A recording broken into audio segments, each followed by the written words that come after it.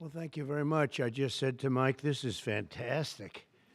I didn't think we were going to see this coming for a while. Congratulations. This is a very, very important thing. Thank you very much, everybody. This is a very important thing we're going to be discussing. Please sit down. Thank you very much. This is good news indeed. People said it couldn't be done. You got it done. I just have to sign, right? That's very good. This is really something. And it has to do with the California Auto Regulation, CRA. It's been a disaster for this country. And I want to thank everybody for being here. We officially rescue the U.S. auto industry from destruction by terminating the California electric vehicle mandate once and for all.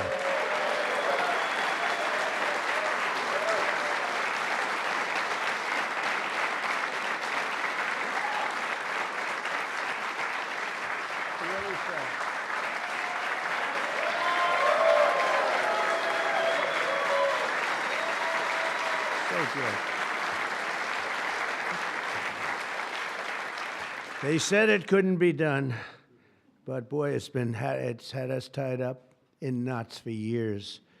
And they'd pass these crazy rules in California, and it would be 17 states would go by them. The automakers didn't know what to do because they're really building cars for two countries. When you have 17 states, you're building cars for two countries.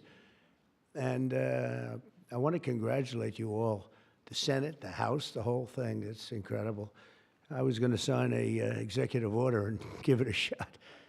But the one good thing with this, number one, it holds up forever. And number two, unless somebody votes it out, they'll never do that. And it's just so much better, huh? It's so much better. That's so great. Very proud of you. We're joined today by the great Speaker of the House. I think he's going to go down as a great Speaker of the House, too. I may be wrong. I may be wrong. Who knows? Who the hell knows? I think he is. And he's doing something, the only thing I would say is more important than this one, and I'll tell you what, it's almost close. That's how big this is today. But the great, big, beautiful, I added the word great, you know, I used the word. The great, big, beautiful bill. It's going to be one of the most, I said it this morning to a group, I think it's the most important, one of the most important pieces of legislation ever signed, ever approved. So it's going to be something very special. Thank you very much. Speaker of the House, Mike Johnson, thank you. Secretary Sean Duffy, and they had a problem in India today, and you're on that. Sean's doing a tremendous job. Secretary Chris Wright, everybody said you'd never be able to get him. He's the most talented man, they say, in the oil and gas industry. I'll let you know in about 2 years if that's true.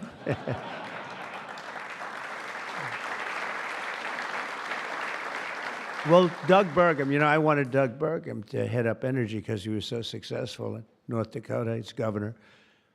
And he said, sir, there's one person who's much better than me. I said, who? They said, Chris Wright. I said, who the hell is Chris Wright? I had no idea. Now everyone knows Chris Wright. He's going to be more famous than me. But he said, there's a guy named Chris Wright, and if we could get him, he'd be better than I am, sir. And if you know Doug, Doug's not here, is he? If you knew Doug, he's always working someplace. But if you knew Doug, you'd know that he doesn't say that often. And he did. And Chris, you're doing great. But I don't like the oil prices have gone up just a little bit over the last few days. I was going to call it. It just really starts screaming at you. Are we okay? Nothing wrong, right? It's going to keep going down a little bit, right? Because we have inflation under control perfectly. You probably saw the records. Everyone's on television saying, what's going on here? Trump has proven to be right. You know, all of these things. We've taken in $88 billion in tariffs in 2 months. $88 billion with no inflation. And if we're smart, there won't be. Now, we'd like to get this guy to lower interest rates because, you know, if he doesn't, we have to pay. We have a lot of short-term debt. Obama gave it to us originally, and Biden carried it on. They like short-term. I like long-term cheap debt. But a lot of the debt comes through because Biden, that's what, well, he didn't do it. I'm sure he didn't know anything about it. But somebody approved short-term debt. It's all over the place, and it comes due starting very soon. And if we would lower the interest rates by 1 point, we'd pay about 1 point less. That's $300 billion a year. Can you believe it? 1 point. If he'd lower it by 2 points, we'd pay $600 billion a year less. That's for years, 10 years, 12 years, whatever we make it. But we can't get this guy to do it. And the fake news is saying, oh, if you fired him, it would be so bad. It would be so bad. I don't know why it would be so bad, but I'm not going to fire him. I just want him to, we call him Too Late, right? Too Late is his nickname, like Too Tall Jones. He was too tall, T-O-O. And I just say this because we want to get rid of inflation, and we have. But we're going to be paying more for debt. And all he has to do is lower it. Europe's done 10 lowerings. We've done none. And nobody understands it. Actually, today when the numbers came out, they were so good. You saw yesterday's numbers, incredible. No inflation. Today's numbers.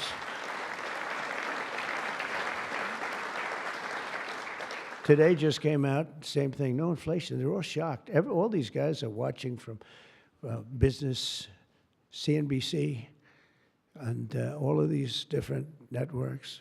Maria Bartiromo actually got it right. She's been getting it right for a long time, that one. I hope she's appreciated. And Joe Kiernan's been very good at CNBC, I must tell you, but other people aren't so good. But I will say that they can't believe what's happening. But if I could, because we can discuss, we get a lot of press, we get a lot of cameras rolling right now. Not that I like doing it, because I don't. But if we cut our interest by 1 point, for years, we save $300 billion. If we cut it by 2 points, we save, because it's pretty equivalent. We're going to spend $600 billion a year, $600 billion, because of one numbskull that sits here. I don't see enough reason to cut the rates now. And the problem he's got is that, and I explained to him, look, if inflation went up, cut your rates now. There's no inflation. We got it down. We got prices down. We got gasoline down. And you'll keep it going down.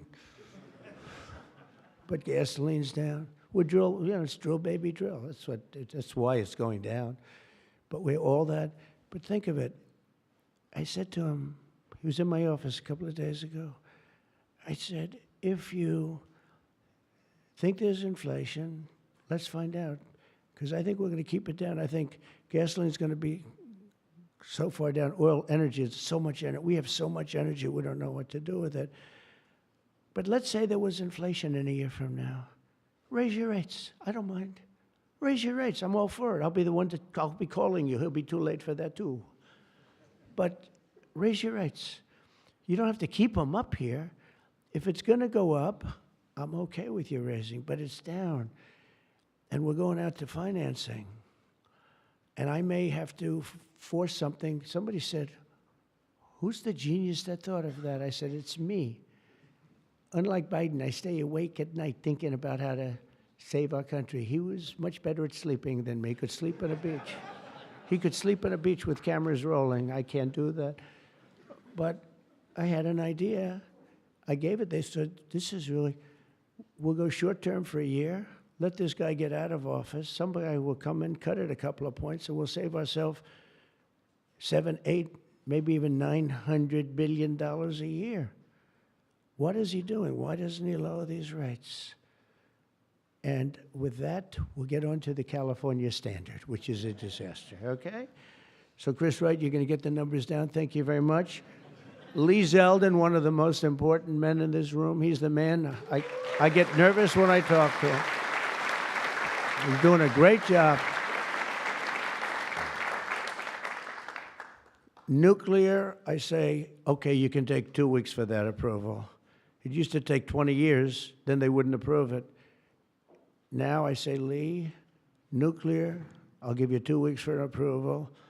A coal-fired plant, you only get a couple of days. And oil and gas will give you a week, okay? Something like that. But he's doing it so fast, and we have so many plants being built right now. It's so beautiful to see. And one of the reasons they're coming here is because they have to produce tremendous, especially the AI, they have to produce beyond believable amounts of electricity. And they're doing, I said to them, I think this was more or less my idea. They didn't have the idea only because they didn't think a thing like this was possible. I said, as you build your plant, you're going to become a utility. And you're going to build a separate plant right alongside of it. You're going to build it. You're going to build a plant that produces electricity. And you'll produce it through natural gas, coal, nuclear. We don't want to produce it through wind because we don't feel like ruining 50 miles of beautiful plains and beautiful vistas. And but we want to produce it. You know, interestingly, China is opening up a coal plant every single week. But now I'm finding out it might be 2 plants every single week. And, you know, usually that's a good gauge. If they're using coal, I guess we're supposed to use coal. And, you know, we went to a coal standard. And not that you have to use coal. You're going to use whatever's best. I want to introduce also Senate Majority Whip John Barrasso, who's a tremendous guy, doctor. Okay? And he is a tremendous guy, tremendously talented doctor. When I have a medical situation for the country, for myself, I haven't used him, but I might have to. Maybe I'll do that. If it's serious enough, I think I'd probably do that. But he's a tremendously talented gentleman who happens to be a senator and one that's very respected. Chairwoman Shelley Moore Capito, and congratulations. I just endorsed your son. Did you know that? I endorsed your son. I endorsed your son, who's running in West Virginia, and he's great. In fact, he's all Trump all the time. I think much more so than you, actually. If you want. You were his largest impediment. No, I'm only kidding. He's all Trump all the time, and he's going to win big, and so congratulate him. Okay, he's really been fantastic. So many people have told me. Thank you. And House Majority Leader Steve Scalise, who's a brave man. He went through hell. Steve went through hell. And we have a lot of other people here that I won't be able to because they don't have your name down, and I'm looking, and I see people's names. I'll do a couple of you, but thanks as well to Mark Wayne Mullen, Senator. Mark Wayne, thank you. Stand up, Mark Wayne. Don't fight him. He's a serious fighter in a lot of ways, and he's a great guy, too. Thank you, Mark Wayne. Deb Fisher. Deb? Thank you, Deb. Good. Pete Ricketts, who's going to do very well in the upcoming election. Thank you. Thank you, Pete. John Husted, who's really moving along in Ohio. John, good luck. You're going to do well. All endorsed people. John Curtis, who's doing terrifically. John, thank you. Good job. They all say excellent. What can I tell you? Good job. And Bernie Moreno, who won a race that was not winnable. They all said it's not winnable. He won in Ohio. They said, you can't win that race. It's a waste of time. You're just wasting your time. Right, Bernie? Wasn't a waste of time, was it? Huh? And he won by like 5 points, too. Won by a lot. Along with Representatives Kevin Kiley, Vince Fong, Jay Obernolte, Doug Lamaffa, Darrell Issa. Where's Darrell? I haven't seen you in such a long time. Look at you. How good you look, huh? Good when you have those big margins. It's easier. John Joyce, great guy. John, thank you. Thank you, John. Dusty Johnson, Morgan Griffith, Troy Balderson, Troy from a place called Ohio, and he played very cute at one time, but then he got, boy, I'll tell you, he's become a good politician. Where is Troy now? Where I haven't seen him used for years. I endorsed you early when he was early and younger, but you still look young, and you've done fantastically good. Good work, really good work. Claudia Tenney, New York. Claudia, thank you, Claudia. John James, John James. I don't know. You know, he's running for governor, but I'm not sure I'm happy about that, John. Do we have somebody good to take your seat? Because otherwise we're not letting him run for governor. We can't. You have somebody good, right? Okay, as long as you like them, they'll win. Tracy Mann. Tracy, thank you very much. Thank you very much. Appreciate it. Michael Baumgartner. Michael. Thank you, Michael. Good job. David Rouser. Thank you. Glenn Grothman. Hi, Glenn. Thank you very much, Glenn. Brett Guthrie. Brett. Thank you, Brett. Rudy Yackham. Thank you. Thank you, Rudy. And I want to thank you all. And there's some additional people in the room, but we have to get back to this. Is like so big. This is a big one. Under the previous administration, the previous administration, I could go point after point, everything they did, open borders, men playing in women's sports, transgender for everybody, let's go transgender. What a group of people you had over there. They must have hated our country. Under the previous administration, the federal government gave left-wing radicals in California dictatorial powers to control the future of the entire car industry all over the country, all over the world, actually. Because they have to build a car. They can't build 19 different cars called the same thing. And really, it was all over the world what was happening. They approved Governor Gavin Newsom's ridiculous plan to impose a 100% ban on all new gas-powered cars within a very short period of time. Think of this. You couldn't buy any other car except an electric-powered car. And in California, they have blackouts and brownouts. They don't have enough electricity right now to do the job. And countrywide, you'd have to spend $4 trillion to build the firing plants, to be able to, they call them a lot of things, charging plants, firing plants. $4 trillion you'd have to spend.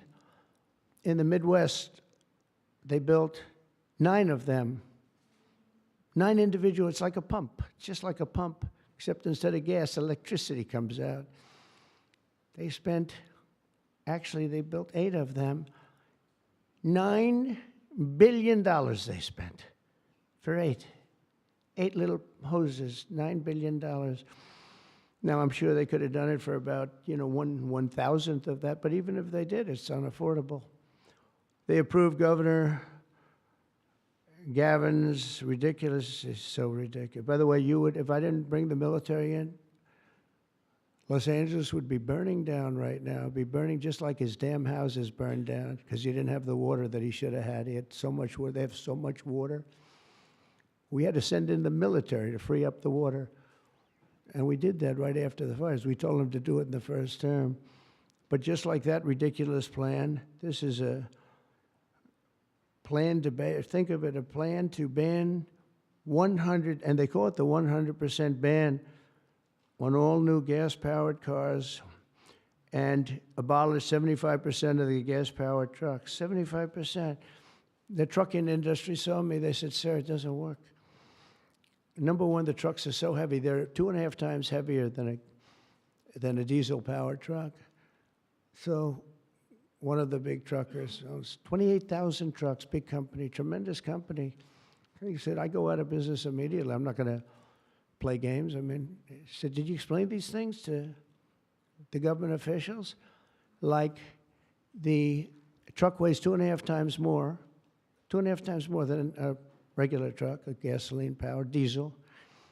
And he said, based on that, we have to rebuild every bridge in the United States of America because it wasn't designed to hold cars and trucks that heavy because the batteries are very heavy. They're, probably lead, but they have a lot of things in those batteries that weigh a lot.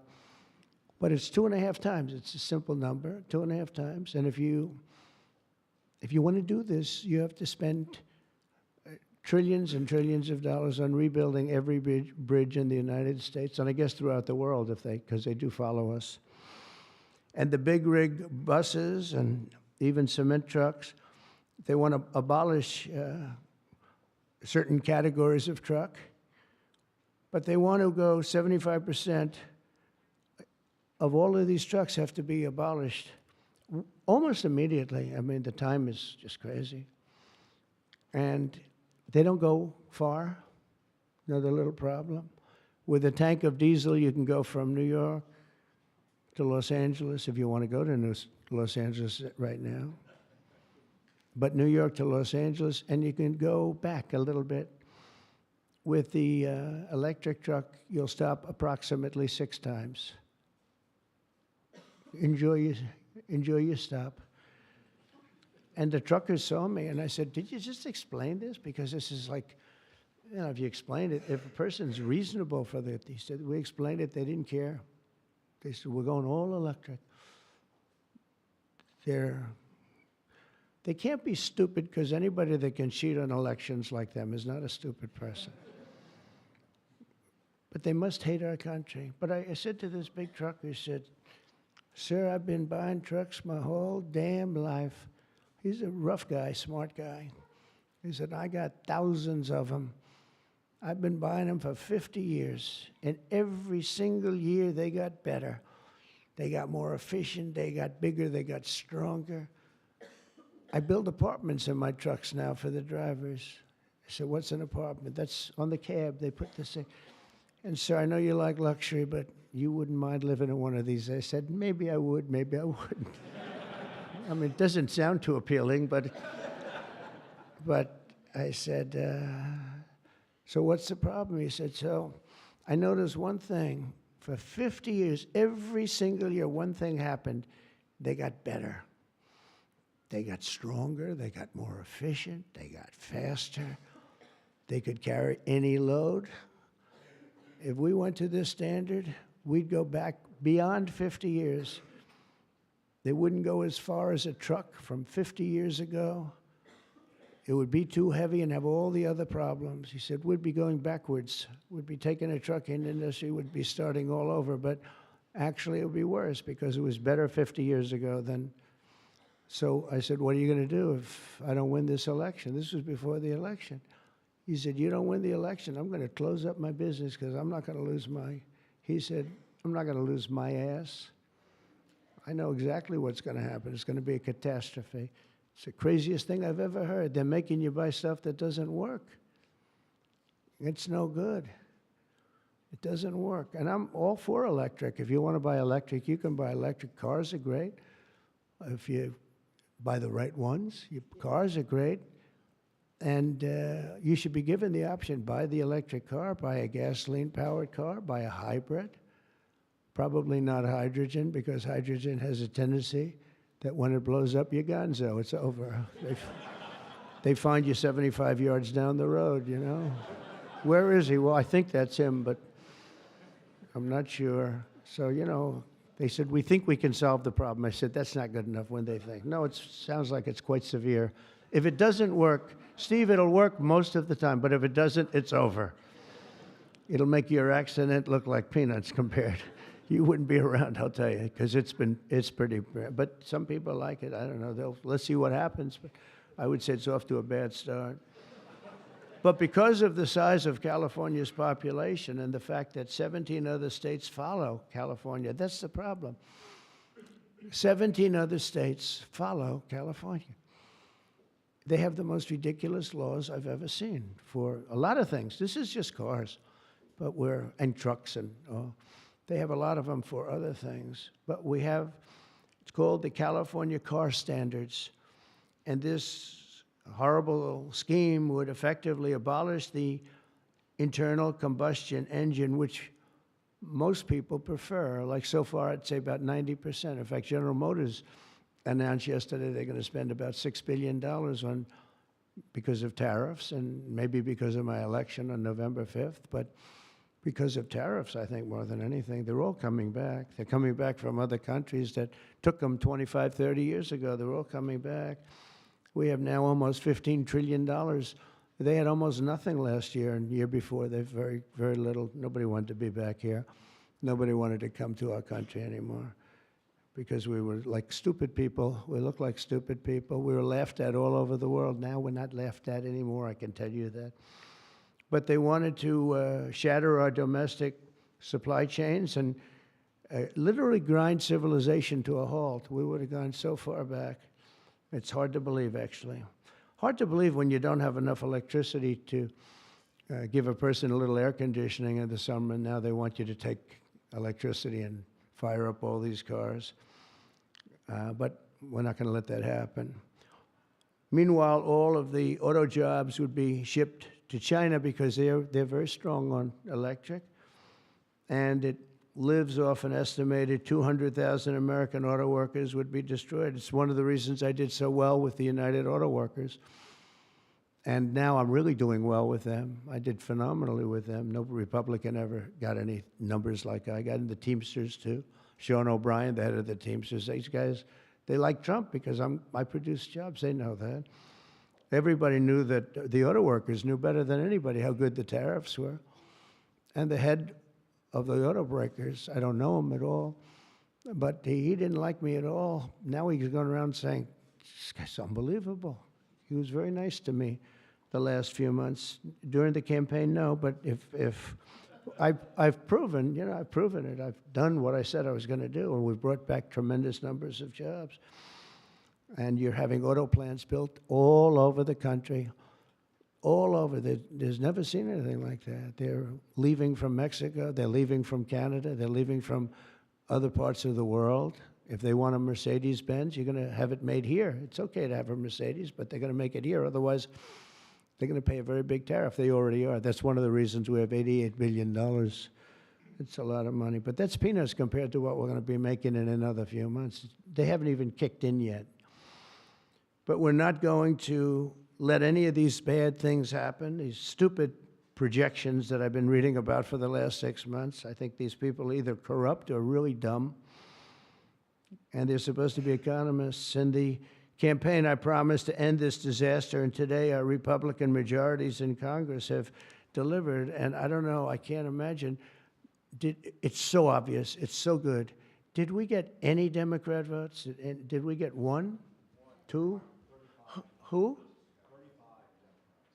35. Yes, I think that's great. I think that's great. You got 35 Democrats. 35, yes, I think that's great. That, as far as I'm concerned, one in the Senate. On something that's so good. But who is the one? Well, I shouldn't have asked. I congratulate her. I don't care. I think it's great. It's very interesting. Why did I ask that question, Mr. Speaker? But in a few moments, I'll sign 3 pieces of legislation that will kill, totally kill. You can't do anything about it. They can't take us to court. They can't do any of the things they can do with the executive orders.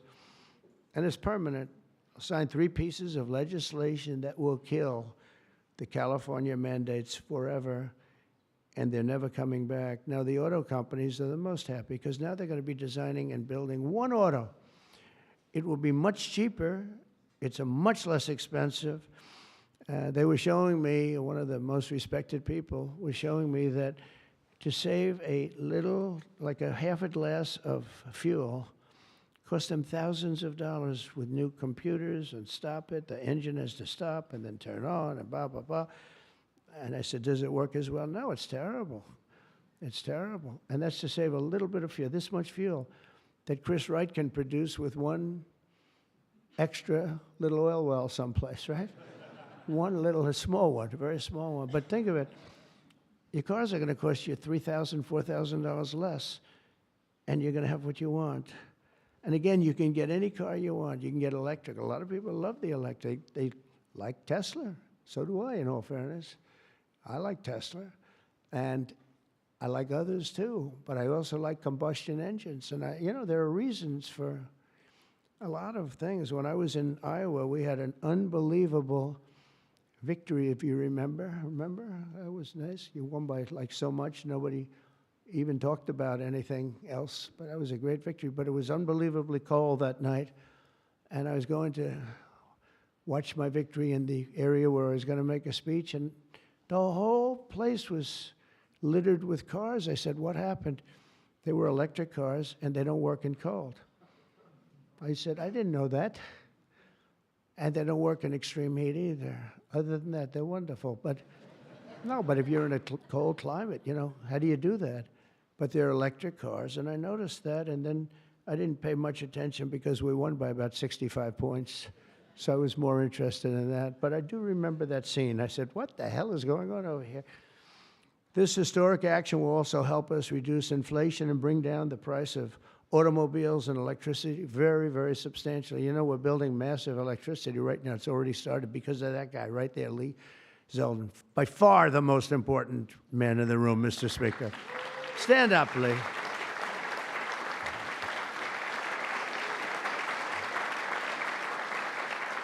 He blows you guys away, John. He blows the politicians away. I'm sorry right now. He's a great politician. He almost won for governor in New York, which is just missed by a few points. And that was another race that was not winnable, but you almost got it. But I think what you're doing now is even bigger if you want to know the truth. I think it's actually more important if you can believe that. Under the previous regime, car prices skyrocketed as a direct result of the mandates. These mandates, this nonsense that you had to do. And they had so many other rules and regulations that the car companies who are here today appreciate that. And Susie Wiles is here today. Stand up, Susie. Most incredible woman. Most powerful woman in the world, they say. She's the most powerful. She was rated the most powerful woman in the world. Susie Wiles. One phone call and a nation is destroyed. She could destroy 5 nations with 5 calls, and she's doing a great job. More importantly, right? Doing a great job. Nobody like. Energy prices would likewise soar as a radical left forced more electric vehicles onto the grid while blocking approvals for new power plants. They want to block the approvals. They want you to have a car with electric, but they block the production of the juice that runs the cars, and all of them, all forms of cars. It's just the craziest thing. We're in a different sphere now. We're in a whole different planet right now. The result would be rolling blackouts and a collapse of our power systems. We'd have a total collapse. You couldn't do it. You couldn't even do it. Think of it, they're forcing you to do something, and they want you to do boats also. I assume boats are being covered by this, and boats, they want you to go all electric, and the batteries are so heavy, the damn boat practically doesn't float. I used to have a lot of fun talking about that one on the tours. We'd talk about it. And I said, what would happen if the boat sank? Because we went to North Carolina, South Carolina. We visited boat factories. Unbelievable guys. And they said, sir, we have one problem. They're forcing us to go electric for the boat. I said, how's it going to work?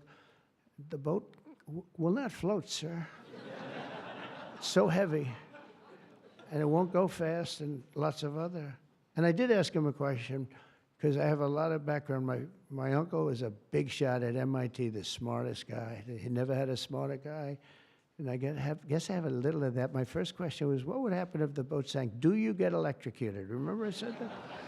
And I used to be decimated by these people back here, right? I used to be decimated. They'd say, what kind of a crazy question is that? So I'm actually serious. What happens if you're an electric boat and the boat is going down? You're in trouble, Susie. And I used to say, remember, I'd get decimated. The audience loved it, but the press would laugh at it. I said, so if I have my choice of going down or jumping 5 or 6 yards away from the boat, but there's a shark there, what do I do? You know what I said? I'd rather be electrocuted. I said, I'll take electrocution every single day. But actually, he said, nobody's ever asked me that question, sir. He makes boats. Nobody ever asked me that question. This is really an unusual question. He said, and honestly, I don't have the answer. He wasn't able to. I said, don't worry about it. If I win, you won't have to worry about it. But today, we're saving California, and we're saving our entire country from a disaster. Your cars are going to be thousands of dollars less money. And even the ones that, if you buy electric, we're not going to make you do certain things that are just a waste of money and just time-consuming waste of money. They make you do things that are no good for anybody, make the car worse, and make it much more expensive. Over the past 5 months, our administration and Republicans in Congress have fought for the American auto worker and for Teamsters and for, by the way, right to work. We have them all. We have, we just call them just workers. We fought for workers like no one has ever fought before. I understand that. It's why we won. We won with workers. We won with young people. I just saw with TikTok, I was #1 on TikTok in its history. Can you believe that? So I guess I like TikTok. That's why they're saying, are you saving? And we probably will save TikTok, actually. But on my first day in office, I ended the Green New Scam and abolished the EV mandate at the federal level. We abolished it, which is basically that everybody will be driving an electric car within a very short period of time. Now I know why Elon doesn't like me so much, which he does, actually. He does. And he never had a problem. It's very interesting. This is not something new. This has been there from day one, Speaker, right? We're going to abolish the EV mandate. And Elon still endorsed me because, honestly, he never, ever spoke to me about that. And I used to say, I'm amazed that he's endorsing me because that can't be good for him. I'm abolishing the EV mandate. And I once asked him about it. You never talked to me about that. He said, well, as long as it's happening to everybody, I'll be able to compete. It was a very interesting answer. I thought it was a very honest answer, to be honest with you. And I talked about it, that incredible, you would have thought he would have been, from day one, you got to make sure you don't do the EV mandate, the abolishing, and never did. Very honest in that sense. And he did say to me, I actually asked him because it was like really strange how I'm with him. He's very, a friend of mine, and he makes electric cars, and we're saying you're not going to be able to make electric cars, or you're not going to be forced to make all of those cars. You can make them, but it'll be by the market, judged by the market. And that's what he said. He said, as long as I'm on the same plane as everybody else, we're going to do good. We make a better product. I said, that's very cool. It's very cool. That was my answer. After that, he got a little bit strange, but I don't know why, over much smaller things than that. As part of the One Big Beautiful Bill, we'll also further slash the funding for the Green New Scam. As you know, it's the greatest scam in history, saving American taxpayers hundreds of billions of dollars. The windmills are killing our country, by the way. The fields are littered with them, junk. They're littered with them. And they get older, and they get rusty, and they get bad, and they get... This is other countries also. It's the greatest scam in history. It's the most expensive energy you can buy. They're ugly. A friend of mine comes from Minnesota. He's been in New York. He hit it big. He's a very successful guy, actually. And he wanted to go back, see his mother who's not well, and he went back to Minnesota. Hasn't been back there in 20 years. And he said, it's unbelievable what happened. He said, I'm driving down a highway and up a certain road, and the most beautiful fields. I remember them so well. And I was so looking forward to seeing them again. And I looked at them, and they had windmills all over them, these horrible, horrible structures. A very smart guy, this guy. He said, these ugly, horrible things. And he said, it was so bad, I actually drove back to see it because I couldn't believe it.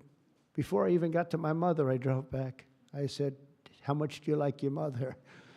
But no, it hurt him to see it. He said, I looked at this field that was one of the most beautiful places in my own mind and imagination that I've ever seen. And I said, it's littered with this garbage.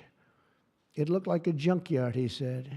And some, then you get different manufacturers, and they don't look alike, and they're not painted alike, the different colors. You have, even if they're white, one's a beigey white, one's a darker white, one's a lighter white. And then they start to rust after 4 or 5 years. And then they start to wear out, and nobody takes them because you're not allowed to bury the propellers, the props, right?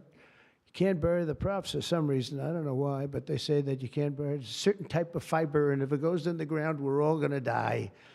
It's what bullshit this is, okay? They can't bury. So what they do is they leave them up. If you go to Palm Springs, California, take a look. You go into this beautiful community. Before you go, it's like you're riding through a junkyard. Windmills all over the place. Tall ones, short ones, dead ones. They're all dead. Some are hanging over by a thread. They never take them down. They just leave them there, and they start to rust. It's one of the greatest scams, and it's also the most expensive energy. And the environmentalists say, oh, we love wind. It sounds so good, but it's a horrible thing. Environmentally, it's a horrible thing. I say that to you. It's wind, and we are going to have virtually no, one mandate we have, we're going to natural gas, nuclear. Nuclear, we just had a big signing with nuclear, making it easier, safer, and better. It's really, I would say probably more than any other form of energy that's come about. It's been amazing what's been done. It's very safe, very good, and very inexpensive.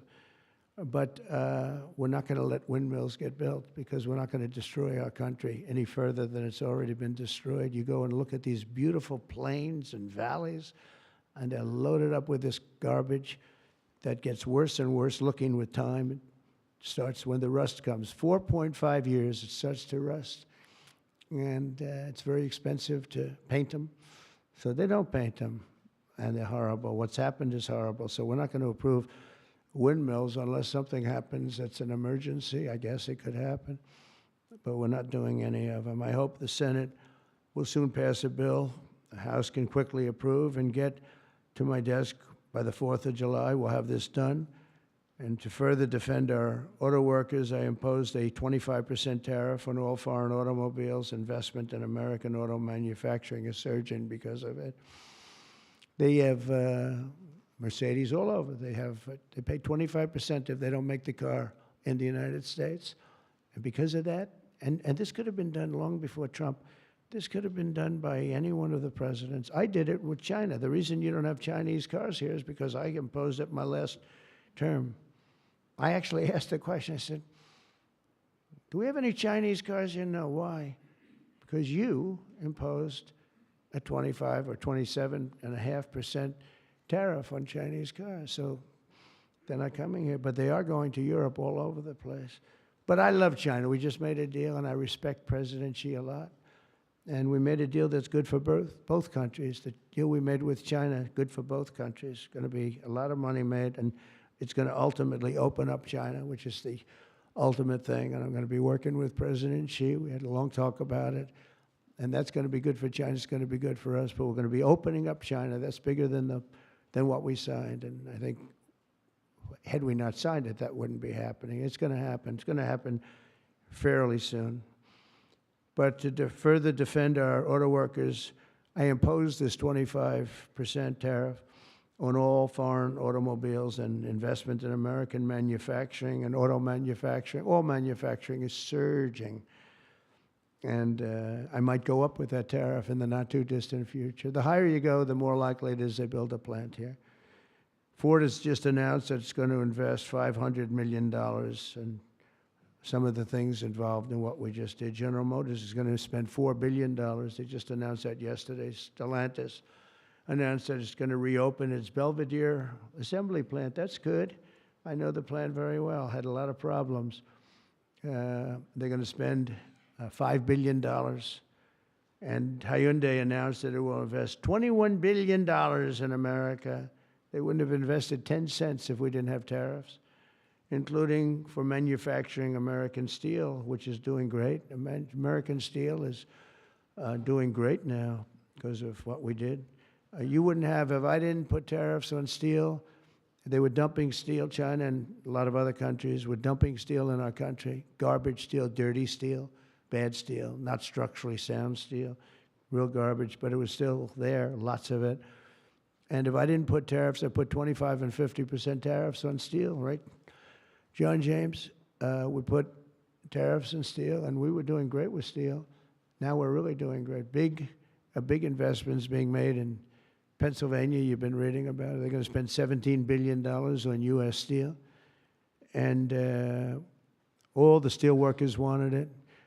And we have a golden stock. We have a golden share, which I control or President controls. Now, I'm a little concerned whoever the president might be, but that gives you total control. It's 51% ownership by Americans. And we have a company, a great company, Nippon. They're coming in from Japan. They're going to spend $17 billion. And somebody said, well, what happens if it doesn't work out? I said, they spent $17 billion. We can't put it on a trailer and drive it to Japan. This is a steel mill. You know, some businesses you can move. You move your office, and that's where the business is. With this business, they're spending 17, think of that, 17 billion. They're going to have them all over the country. I want to introduce several of the great Americans representing the millions of people whose livelihoods we're saving with today's action. I just can't tell you how incredible this action is, because nobody thought. This was one that I wasn't so, I would have rather had it than almost anything, but I was told by everybody, except that guy right there, that you couldn't get it. Bill Kent runs a chain of family-owned convenience stores that opened in West Texas in 1957, known as Kent Quick. And Bill, if you could come up and say a few words about what the signing means to you, please.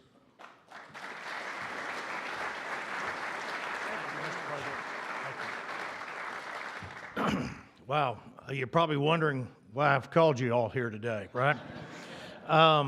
What a great day.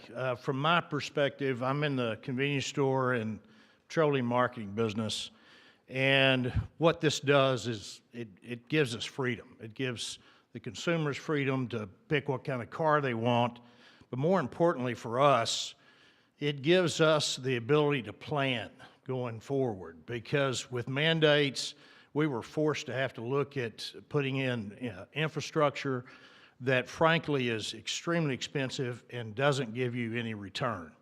So this allows us, it's going to free me up and our companies up to invest in what people want, in the cars they want, and it's a great day. So, Mr. President, Congress, thank you, Steve, everybody, thank you so much. Thank you.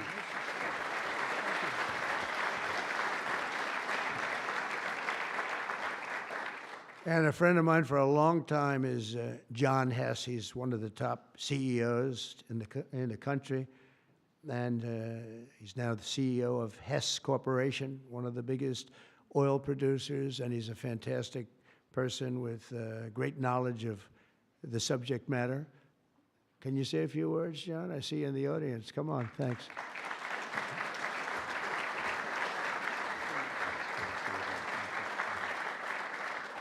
Hi, I'm John Hess, and CEO of Hess Corporation, a proud producer of oil and gas in North Dakota and the Gulf of America. And so you all know, I was born in New Jersey, grew up in New York, and my father started our company by driving a secondhand oil truck. So, Mr. President, it's an honor to be before you today, and thank you for that.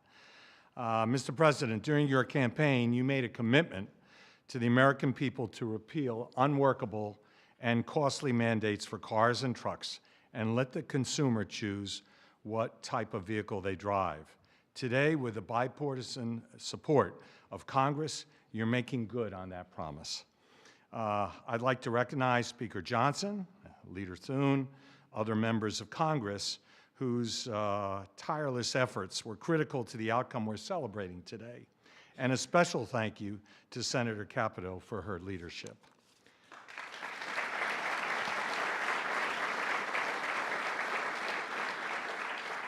This announcement today is about consumer choice and affordability for American families. It's also about making our country, auto industry, more competitive, Mr. President, and you said that very eloquently. As you know, Mr. President, one-size-fits-all policies like those adopted in California do not work.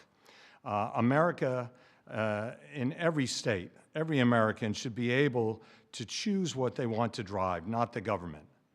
We as a country would be basically leaning into our competitive advantage with this repeal on oil and gas. Oil and gas are a strategic industry for our country, underpinning energy dominance, economic prosperity, and national security. We are truly energy independent. So, Mr. President, on behalf of Hess Corporation, on behalf of the oil and gas industry, and every family across our country, thank you for your courageous leadership and your commitment to consumer choice and energy affordability. Thank you very much.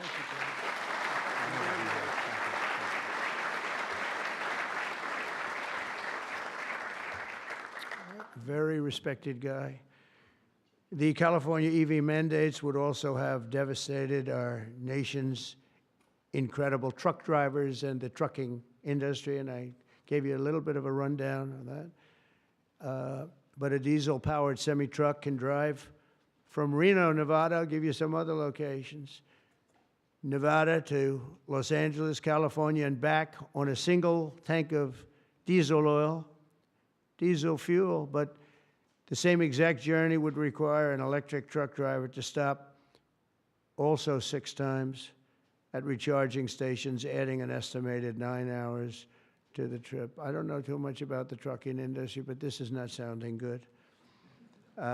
Here to discuss a little bit about the trucking industry, Gina Jones. And Gina, a real expert on trucks, I can tell you that. She's going to come up and tell us about trucks.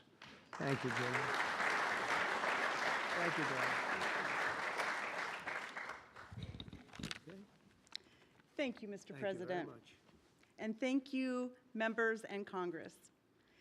The trucking industry has America's back, and we are grateful that a president and the administration that have our back, too. Today, trucks are 99% cleaner than a generation ago. We need great partners in government to continue that process.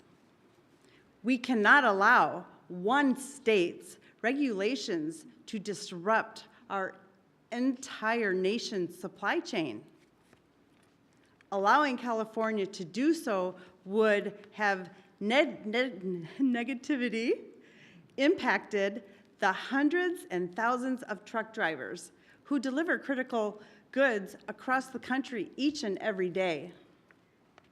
In order to deliver for American families and businesses, we need realistic national standards. With the signing of this resolution, Mr. President, you have delivered the leadership that trucking industries need. Promises made, promises kept. On behalf of the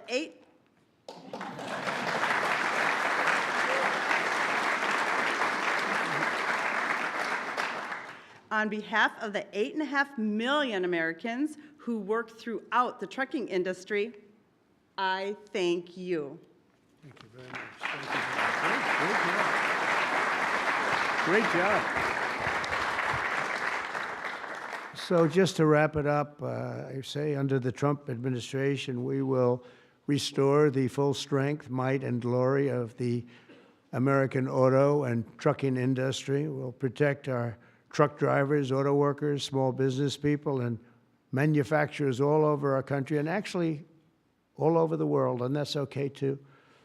They'll be doing a product that works, a product that's much more efficient, that's better, it's much better, less expensive, and we'll put affordable energy and affordable car ownership back on the center of the American dream as we make America great again, and that's what's happening. We're making America great. You know, when I went over to Saudi Arabia, Qatar, UAE, just a couple of weeks ago, the leaders of those countries, and they're very smart people, they said, you know, you've made in a short period of time America the hottest nation in the world. It's the hottest, you're the only one we talk about now. And 6 months ago, it was a laughingstock. They said that to me, those words, it was a laughingstock, and it was an absolute laughingstock. We've got the hottest nation right now in the whole world, and the numbers are reflecting it too. So I just think it's great. And what I'll do is I'll sign this, then we can take a couple of questions if you want. And we will be finished, and you're going to go off, and you're going to build the most beautiful automobiles for 20% less money. And I want to thank you, man. You have done some job. Thank you, Mike. Thank you, everybody. You guys want to come up here? Beyond it?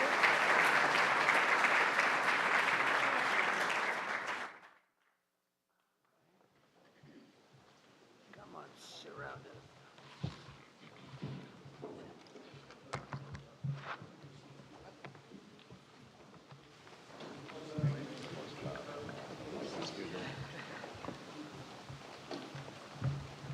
Okay, we're going to sign 3 bills that do everything I just said. No auto pens allowed.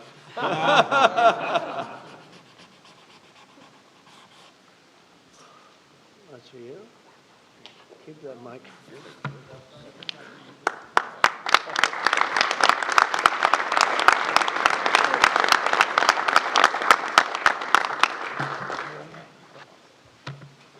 You know, that pen was so good, give it back to me. I'm taking care of you. That was a good one. No, I'll That's a great sign one. all 3 of them, because Yeah. you never know what you get with the new one. Number 2.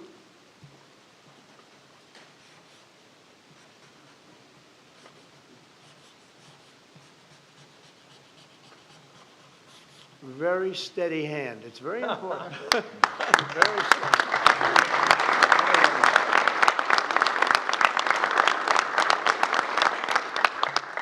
Only a steady hand can sign like that, right? Absolutely. Right? I've been told that, actually.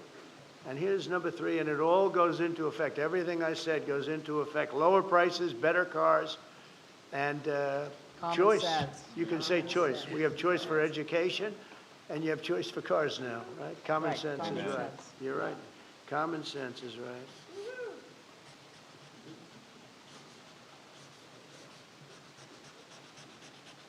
Okay, now I can give you the pen. And I'll give you these. Shelley? All of you sign. Congratulations, Thank you, Mr. John. President. Okay, you'll take these. Pass these around, fellas. Where's John James from his father? Oh, thank you. Yeah, you have one, John? Yes, sir. Thank you, Mr. President. Pass them around. Okay, everybody, there's a few extra, you're gonna take them and give them to someone who thinks you. Okay?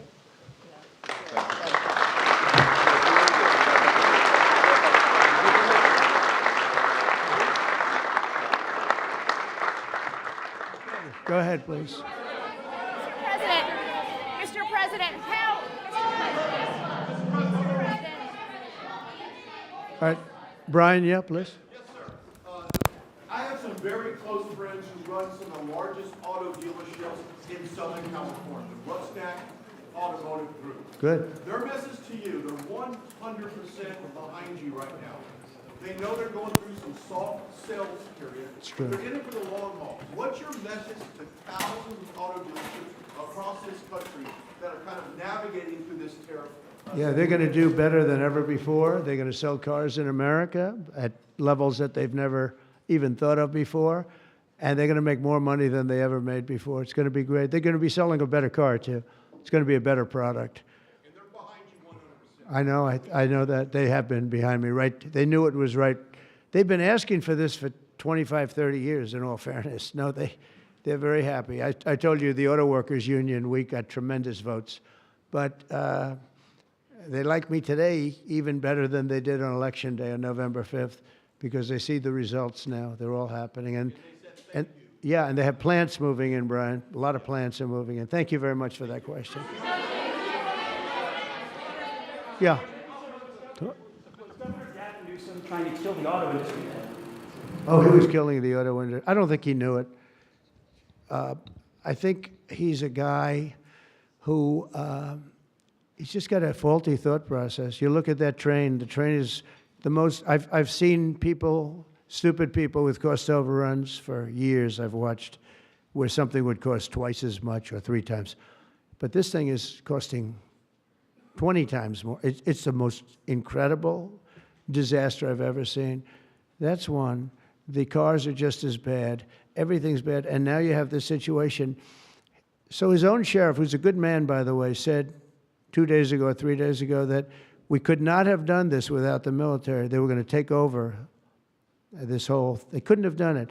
Now today they got him to change his tune. He said, oh, I think we could have handled it. You know, it's so sad. He was so honest. I was using his quote all over the place, and they got him to change. But he knows. Los Angeles would be right now burning to the ground, just like the houses burned to the ground. It's so sad what's going on in Los Angeles. Think of it. They had a fire that should have never had because they should have listened to me in the water. Eventually, we broke in and we had the water come down from the Pacific Northwest. I could show you pictures now with the half pipes, the big half pipes coming all the way down California. Water, so much water. They don't have any droughts. They don't have any. They have so much water. They sent it all out to the Pacific Ocean for 20 years. So ridiculous. And we got them to take it now. But what they do and what they're doing, this is a big problem. And what they really want to do is keep criminals because they're trying to protect criminals. Sanctuary cities are a disaster in this country. And most of the voters don't want them. Politicians like them for whatever reason, but I think the politicians are wrong. That's why we won in such a convincing fashion. We won all 7 swing states. We won by millions of votes. We won 2,750 districts as opposed to 505. That's why when you look at the map, it's almost all red. It's got 2 little blue stripes on each side of it. It's almost all red. But now you have to, I always got along with Gavin. I like Gavin. I've liked him, always. He said I never called him. You know, they asked him a question on Fox, I guess. I never spoke to him. He doesn't remember the call. He doesn't remember. I never spoke. And then I produced a phone call. I had it. It took me about 2 minutes. I said, well, here's the call. It lasted 16 minutes and 4 seconds, and it was at 12:30 in the evening.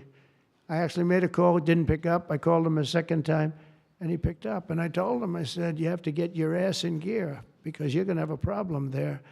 And he would have. If we didn't bring the military in, he would have had, you would have right now something. And I went through it because I follow the rules 100%. And I watched in Minnesota, where you have the man who ran for vice president of the United States. Fortunately, he was a disaster. But he wouldn't call in the National Guard. And I eventually called in the National Guard, but it was seven days late. I said, I'll never do that again. I'm never going to, if I see problems brewing, if they're not going to do the problem, I'm not going to wait 2 weeks. Because that city, Minneapolis, burned down. If you remember the CNN anchor, he was standing there saying, yes, this is a peaceful rally. And behind him, the entire city was on fire. It looked like World War II. And I appreciate the question. Please. Sir, Mr. President, thank you very much for taking. Thank you. 2 questions, if I may, sir. First, the terrible, horrific plane crash in India today. I'm sure you saw the images on TV. Your reaction to that first, and will you speak to Prime Minister Modi?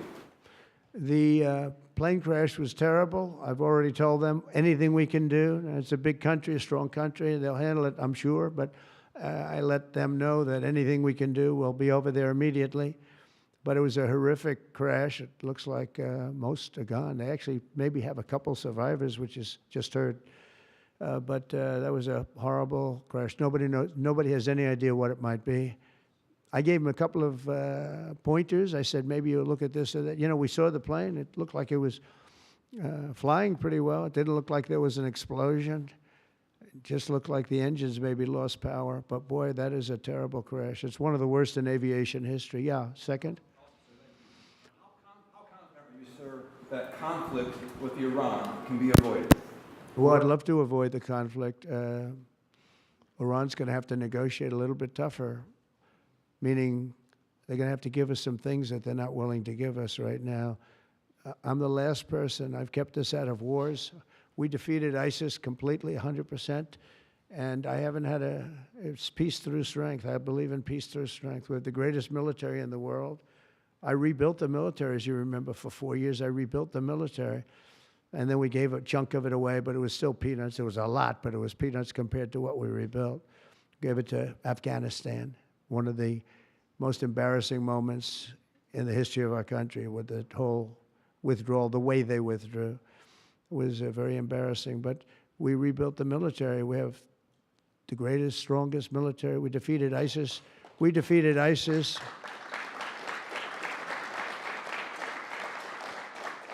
We defeated ISIS in 4 weeks. It was told to be 5 years. It was going to take 5 years, anywhere from 4 to 5 years.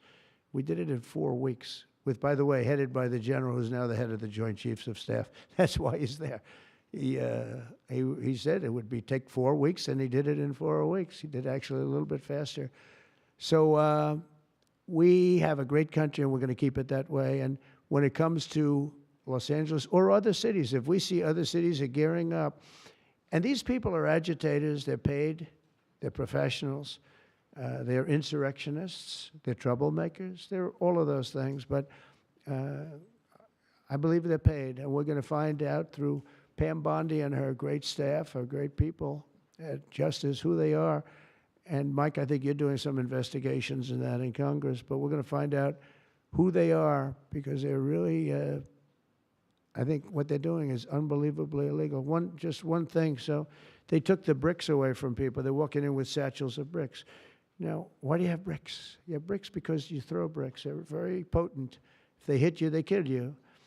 And they took them away. The military took them away. They saw him, what the hell is this? The guy could hardly carry me. Many bricks. He's a strong guy, couldn't carry him. And they saw that, and they took him away. Then they found others with bricks. But they're ingenious. They also brought hammers along, very heavy hammers. And I saw them pounding the curb and pounding the sidewalk. And it was like a military operation.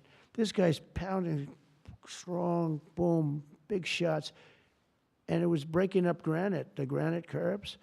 And the granite was breaking up, and the concrete was breaking up. And there was lines of people standing there, and they're handing him. And then he stopped handing them. They just went down and picked him up. It was so professional. I said, that's a professional organization. This is not like people at random. This guy's breaking up because they couldn't use the bricks. So who would think of this even? Did a lot of damage. A lot of curbs are broken. A lot of sidewalks broken. But I never saw that before. That's one I haven't seen. I thought I saw it all. And they have it on tape. And with that, people get killed. You know, they go to the bridges and they drop the concrete off the top of the bridge with a car coming along at 70 miles an hour, and the person dies. And we had a lot of car problems. You saw that. They were all over the road. They were littered all over the road where the cars got stopped by concrete going through the front windshield. Now, these are bad people. If we didn't go, Los Angeles right now would be on fire. It would be a disaster. And we stopped it. And last night was very good. Nobody showed up. You know why they didn't show up? Because we were there. If it was just the police, because the police are great. I know those police, they're great, but they're told not to do anything. They're not allowed to act. Thank you.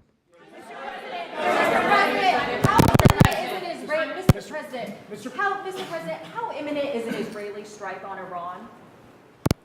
Well, I don't want to say imminent, but it looks like it's something that could very well happen. Look, it's very simple, not complicated. Iran cannot have a nuclear weapon. Other than that, I want them to be successful. I want them to be tremendous. We'll help them be successful. We'll trade with them. We'll do whatever is necessary. You know, I stopped a war between India and Pakistan.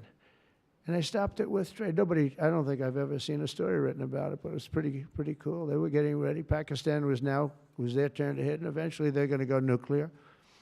And I stopped it. I called each. I respect each leader greatly. I know them.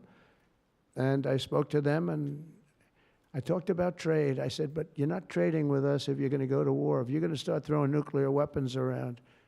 And I said it to both of them, and they were both unbelievable, actually. They understood it exactly. They stopped. I stopped that war with phone calls and trade. And India's here right now negotiating a trade deal, and Pakistan's coming, I think, next week. And I'm very proud of that. Nobody died. Nobody, the nuclear weapons, they each have very severe, very substantial numbers of nuclear weapons. And I think we should get some credit for that. You know, the whole Republican Party should, because that's their mindset. Please. Mr. President. Yes, ma'am? What? On your China deal, Mr. President, are you still concerned about the national security issues with Chinese students studying in the United States? Look, I've always been in favor of students coming in from other countries. That includes China. And we have 500,000 Chinese students coming in. I've always been in favor of it. Does it mean that you have to watch people? Yeah, you have to watch students, but you have to watch other people also. I've always been strongly in favor of it. I think it's a great thing. It's good for our schools. I think it's good for our country. I'm also in favor of having them stay. I've been in favor of letting them stay. If you get educated for 4 years, you're willing to get educated for 4 years. I like people being able to stay. You know, they have some great students. You have some, These are Republicans clapping, you know, because a lot of Republicans don't like that idea. I happen to like it. I'm a real Republican, believe it or not. But I like the idea. They go 4 years. To me, that's almost like, you know, just buying your way in a very legitimate way. And, you know, you have stories where Apple wants to hire somebody and they can't hire him because he can't stay. He went to a great school. He finished first in his class. They made him a big offer. And everything's done, but he has no idea whether or not he's going to be able to stay. And I'm all for making sure that people like that can go to work for all of our great companies. And you know what they do? They go back to their country, and there are stories that are all over the place. They go back to their company, and they start a company just like they were going to start here. They end up starting it in China or India or someplace else, and now they're among the richest people in the world. They've got thousands and thousands of employees that make it great. This is happening all the time, because they're not allowed to stay. And I think we'll probably end up doing something about that, right? I think. Yeah, go ahead. Go ahead. You in the blue, please. Light blue. Thank you, Mr. President. How close are you to step back between Ukraine and Russia? We see a very bad escalation. Are you going to leave it in the hands of the Europeans? I'm very close to the situation. I'm very disappointed in Russia. But I'm disappointed in Ukraine also, because I think deals could have been made. And, you know, we're losing 5,000, 6,000 people a week, soldiers mostly, but also people living in towns because they're getting hit by missiles again. How'd you like to live in a building and you think a missile has a good chance of hitting your building during the evening? It's horrible. Must be horrible to live like that. But, I mean, we'll get it, but it's, I'm disappointed that it's not done. We did great with India and Pakistan. We did very good with Israel. I thought, look, October 7th was a disaster. People forget, you know, they like to forget. That was a horrible thing. But, you know, none of these things would have happened if I were president. If I were president, none of it would have happened. You wouldn't have the Israel problem. Iran was broke. They had no money. We had big sanctions on them. Biden immediately let them get rich, $300 billion they have right now. But they had no money for Hamas or Hezbollah. They had no money for anything. It was perfect. We wouldn't have had inflation that was caused by oil, Chris. The oil price went through the roof. It was also caused by their spending, but it was caused more by oil than anything else. The oil went so high, got close to $100 a barrel. And that also kept the war going with Putin, because at $100 a barrel, that was a big money-making experience. But now it's down to where it's not so good for them anymore. No, it's very important to get that solved. That's a bloodbath. That's a terrible bloodbath that's going on. Yeah, please, go ahead. Following up your question, answer on India and Pakistan, for stopping the war between them. India says that they cannot talk to Pakistan unless Pakistan takes actions against terrorists. We're going to get those two getting together, you know? I told them, India and Pakistan, they've had a long time rivalry over Kashmir. And I said, I can solve anything. I'll be your arbitrator. I will be your arbitrator. I can solve anything. And I started first question, how long has it been going on? They said, 2,000 years. I said, oh, that's a problem. Maybe I'll think about it. Mr. President, Mr. President. When I heard 2,000 years, I said, maybe I'll have John Hess solve that problem. Mr. President, will you punish Israel for striking Iran? Peter? Thank you, President Trump. I have two. First, on immigration. What made you change your mind about targeting in California farmers and people in the hotel and leisure business? Well, we're not targeting. In fact, if you look today, I put out a statement today about farmers. Our farmers are being hurt badly by, you know, they have very good workers. They've worked for them for 20 years. They're not citizens, but they've turned out to be, you know, great. And we're going to have to do something about that. We can't take farmers and take all their people and send them back because they don't have maybe what they're supposed to have, maybe not. And you know what's going to happen and what is happening? They get rid of some of the people because, you know, you go into a farm and you look and people they've been there for 20, 25 years and they've worked great and the owner of the farm loves them and everything else, and then you're supposed to throw them out, and you know what happens? They end up hiring the people, the criminals that have come in, the murderers from prisons and everything else. So we're going to have a an order on that pretty soon, I think. We can't do that to our farmers, and leisure too, hotels. We're going to have to use a lot of common sense on that. And my other question about the Middle East. As the Israelis apparently gear up for some kind of an attack, a possible attack on Iran, are you trying to talk Netanyahu out of doing that, or are you so against Iran having a nuclear weapon that you're okay, he does his thing because it is not an American war? Yeah, it's a very fair question. Look, I want to have an agreement with Iran. We're fairly close to an agreement. We are fairly close to a pretty good agreement. It's got to be better than pretty good, though, but it's got to be, I'd much prefer an agreement. As long as I think there is an agreement, I don't want them going in because I think that would blow it. Might help it, actually, but it also could blow it. But we've had very good discussions with Iran. Whether or not we get there, I can't tell you, but it'll happen soon. I say this, Peter, very strongly. They can't have, whether it's going in or not going in, they can't have a nuclear weapon. I'd prefer the more friendly path. And can you tell us what the Israelis told you that made you start to evacuate the dependents of servicemen and women who are stationed in the Middle East? They didn't tell me anything, but I said, look, there's a chance of massive conflict. We have a lot of American people in this area, and I said, we got to tell them to get out because something could happen soon. And I don't want to be the one that didn't give any warning and missiles are flying into their buildings. It's possible. So I had to do it. You know, I had the choice. Do I do it or not? Doing it has its downside, but it also has its upside, like you're going to save a lot of lives if it should happen. Hopefully that doesn't happen. Right? Thank you.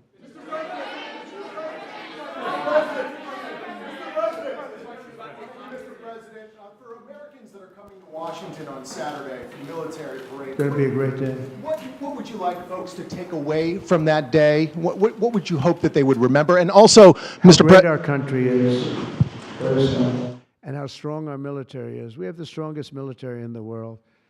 You know, it's very interesting. 3 weeks ago, it was the end of world anniversary, end of World War II, and I called France and Macron, who's a good man.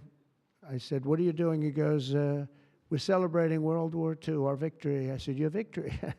Your victory. Tell me about that. And then I called somebody else, and I happened to speak to President Putin at the time. Now, in all fairness to him, he lost 51 million people, and he did fight. Russia fought. Sort of interesting, isn't it? He fought with us in World War II, and everybody hates him. And Germany and Japan, they're fine. You know, someday somebody will explain that, but I like Germany and Japan, too. But Putin is a little confused by that, you know. He said, we lost 51 million people and we were your ally, and now everybody hates Russia and they love Germany and Japan. I said, let's explain that sometime, okay? But it's a strange world. But I will say this, look, I want them to go away saying how great our country is and how great our military is.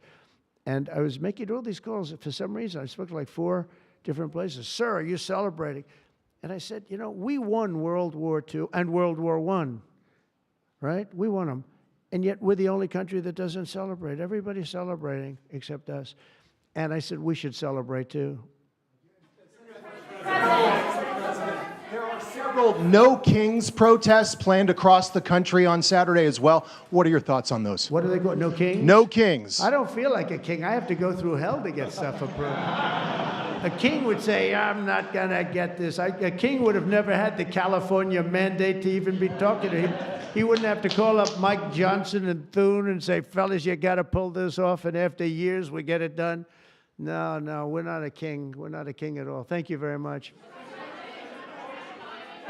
Go ahead. Yeah, go ahead. Sir, Go ahead. Mr. President, sir, you made a lengthy posting today on Truth Social about Senator Rand Paul. Do you expect Yeah. to see him at the picnic tonight, sir? I do. I look forward to seeing him, actually. I like him. He's the hardest vote in the history of the U.S. Senate to get.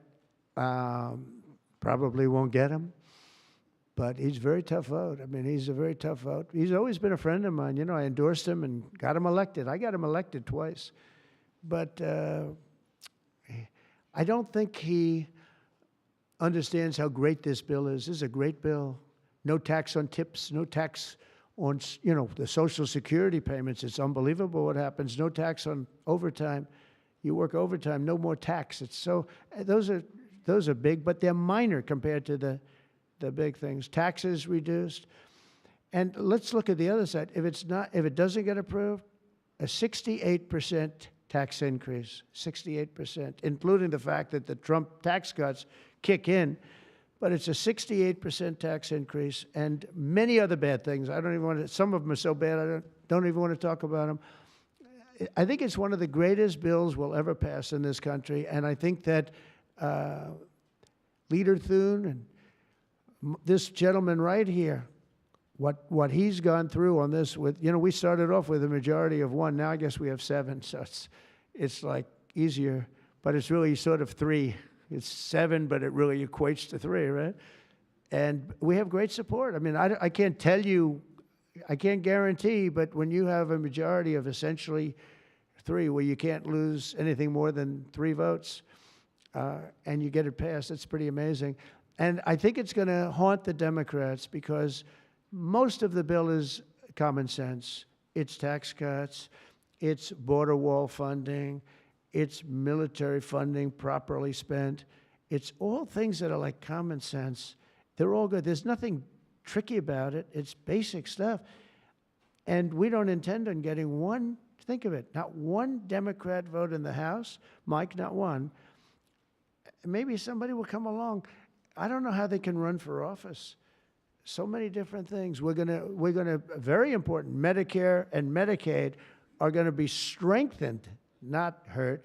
They're using fake narrative. Oh, no, they're gonna be strengthened. We're gonna strengthen them. They're gonna destroy them because under their policies, Medicare and Medicaid go away. Social Security under them is gonna be devastated. With us, it's gonna be kept, but much stronger than before. And very interestingly, I saw this and I proved it because for 4 years, I never hurt Medicare, Medicaid, or Social Security. I've already been there.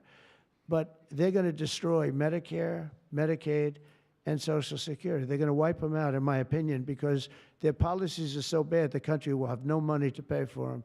We're going to make them stronger than ever before. Thank you very much, everybody.